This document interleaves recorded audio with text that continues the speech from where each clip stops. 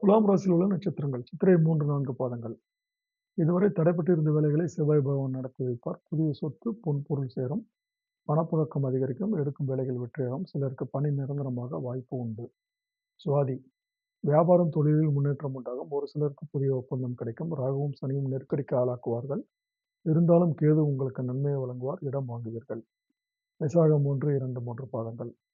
குரு வக்ரத்தினால் வேலையில் ஏற்பட்ட நெருக்கடிகள் நீங்கும். வியாபாரம், தொழிலில் எதிர்பார்த்த லாபம் வரும். சுக்கிரனால் குடும்பத்தில் நிம்மதி உண்டாகும். கடனை அடைப்பீர்கள். தெய்வ அருள் தேடி வரும். பொருள் சேரும். இந்த நட்சத்திரக்காரர்கள் இந்த வாரம் வழிபட வேண்டிய தெய்வம் மாசாணி அம்மன். விருச்சிகம் ராசியில் உள்ள நட்சத்திரங்கள். விசாகம் 4ஆம் பாதம். பாக்கிய குருவால் வேலைகளில் கவனம் தேவை. பண விவகாரத்தில் எச்சரிக்கை அவசியம். வியாபாரிகள் முதலீட்டில் கவனமாக இருப்பது நல்லது. உடல்நிலையில் கூடுதல் விழிப்புணர்வு தேவை. மகிழ்ச்சியை அதிகரிக்கும். அனுஷம் சனியும் ராகும் உழைப்பை அதிகரிப்பார்கள். உடல்நிலையில் ஏதேனும் பாதிப்பு ஏற்படும்.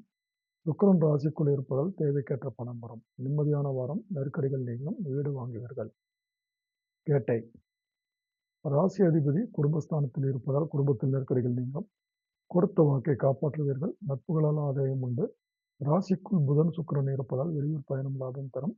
எதிர்பார்த்த பணங்கள் வரும். பொருள் வாங்குவீர்கள். இந்த நட்சத்திரக்காரர்கள் இந்த வாரம் வழிபட வேண்டிய தெய்வம் திருத்தணி முருகன். தனுசு ராசியில் உள்ள நட்சத்திரங்கள்.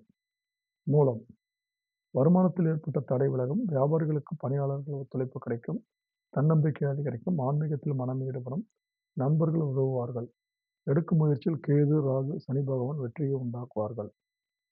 போராடம் உங்கள் லாப அதிபதி சுக்கிரன் 12ல் சஞ்சரிப்பதால் செய்து வரும் தொழில் வியாபாரம் முன்னேற்றம் அடையும். வருமானங்கள் அதிகரிக்கும். உத்தியோகத்தில் ஏற்பட்ட சங்கடங்கள் நீங்கும். பொருள் சேரும். உத்திராடம் 1ஆம் பாதம். விரயஸ்தானத்தில் சூரியன், ராசிக்குள் செவ்வாய் சஞ்சரிப்பதால் உங்கள் செலவுகள் அதிகரிக்கும்.